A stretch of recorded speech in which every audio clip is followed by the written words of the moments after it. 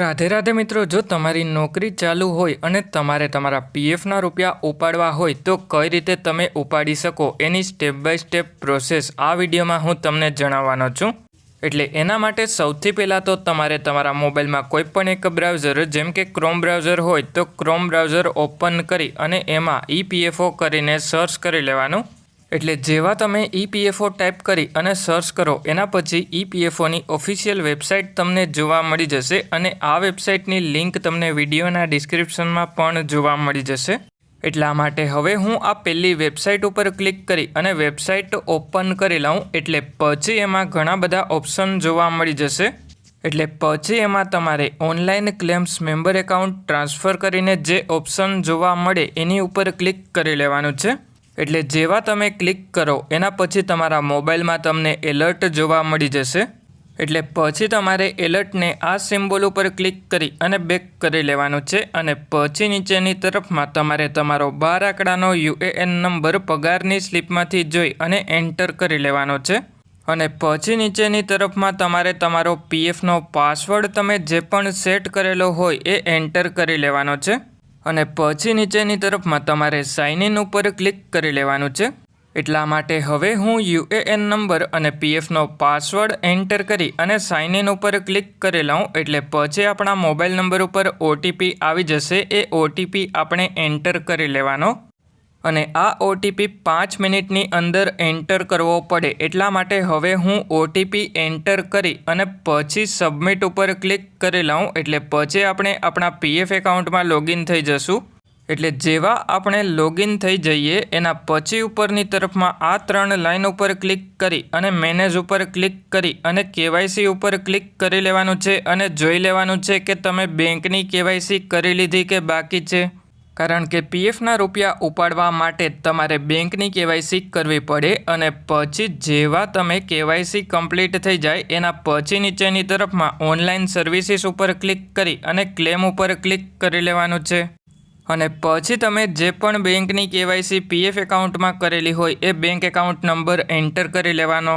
એટલે જેવા તમે બેંક એકાઉન્ટ નંબર એન્ટર કરી અને વેરીફાઈ ઉપર ક્લિક કરો એના પછી તમને ટર્મ્સ એન્ડ કન્ડિશન જોવા મળી જશે। એમાં યસ ઉપર ક્લિક કરી લેવાનું છે। એટલે જેવા તમે યસ ઉપર ક્લિક કરો એના પછી તમારો બેંક એકાઉન્ટ નંબર વેરીફાઈ થઈ જશે। એટલે પછી નીચેની તરફમાં પ્રોસીડ ફોર ઓનલાઈન ક્લેમ ઉપર ક્લિક કરી લેવાનું છે અને પછી તમને નીચેની તરફમાં સિલેક્ટ ક્લેમ ઓપ્શન જોવા મળી જશે। એની ઉપર ક્લિક કરી લેવાનું છે અને પછી તમારે એમાં PF એડવાન્સ ફોર્મ 31 સિલેક્ટ કરી લેવાનું છે। એટલા માટે હવે હું PF એડવાન્સ ફોર્મ 31 સિલેક્ટ કરી લઉં એટલે જેવા આપણે PF એડવાન્સ ફોર્મ 31 સિલેક્ટ કરી લઈએ એના પછી નીચેની તરફમાં સિલેક્ટ સર્વિસ ઉપર ક્લિક કરી લેવાનું છે અને પછી જે કંપનીના PFના રૂપિયા ઉપાડવા હોય એ કંપની સિલેક્ટ કરી લેવાની છે અને પછી નીચેની તરફમાં સિલેક્ટ એડવાન્સ પેરા ઉપર ક્લિક કરી અને એમાં ઇલનેસ સિલેક્ટ કરી લેવાનું છે। એટલે જેવા તમે ઇલનેસ સિલેક્ટ કરો એના પછી નીચેની તરફમાં જેટલા પણ PFના રૂપિયા ઉપાડવા હોય એ અમાઉન્ટ એન્ટર કરી લેવાનું છે। એટલે અમાઉન્ટ એન્ટર કરો એના પછી નીચેની તરફમાં તમારે તમારું એડ્રેસ આધાર કાર્ડમાં જે પ્રમાણે હોય એ પ્રમાણે સૌથી પહેલાં તો લોકાલિટી એન્ટર કરવાની। એટલે કે તમારા ગામનું નામ અને પછી સ્ટ્રીટમાં શેરી નંબર જો એડ્રેસમાં આપેલો હોય તો એન્ટર કરવાનો અથવા તો તમારે સ્ટ્રીટ 1 એન્ટર કરવાનો અને પછી નીચેની તરફમાં તમારે સિલેક્ટ સ્ટેટ ઉપર ક્લિક કરી અને રાજ્ય તમારું સિલેક્ટ કરી લેવાનું છે અને પછી નીચેની તરફમાં તમારે સિલેક્ટ ડિસ્ટ્રિક્ટ ઉપર ક્લિક કરી અને તમારો જિલ્લો સિલેક્ટ કરી લેવાનો છે। એટલા માટે હવે હું જિલ્લો સિલેક્ટ કરી લઉં એના પછી નીચેની તરફમાં તમારે તમારું સિટી જે પણ હોય એટલે કે તાલુકો હોય એ એન્ટર કરવાનો અથવા તો સિટી જે પણ હોય એ એન્ટર કરવાનો।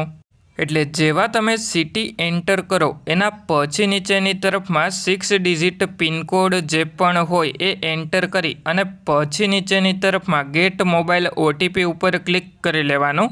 એટલે પછી તમારા મોબાઈલ નંબર ઉપર OTP આવી જશે। એ OTP એન્ટર કરી અને પછી નીચેની તરફમાં તમને validate OTP and submit claim form જોવા મળી જશે, ત્યાં ક્લિક કરી લેવાનું છે।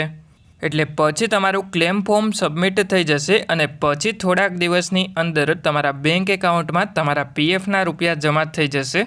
એટલે આ રીતે તમે તમારા મોબાઈલની મદદથી તમારા પીએફના રૂપિયા ઉપાડી શકો. જો તમને વિડીયો પસંદ આવ્યો હોય તો વિડીયોને એક લાઈક કરી અને ચેનલને સબસ્ક્રાઈબ કરી દેજો. અને જો તમારા પીએફ એકાઉન્ટમાં કોઈપણ પ્રકારનો પ્રોબ્લેમ આવતો હોય તો મને કમેન્ટ કરીને જણાવજો. અને જેટલા પણ તમારા મિત્રનું પીએફ એકાઉન્ટ હોય તો એમને પણ આ વિડીયો શેર કરજો, જેથી કરીને એમને પણ મદદ મળે.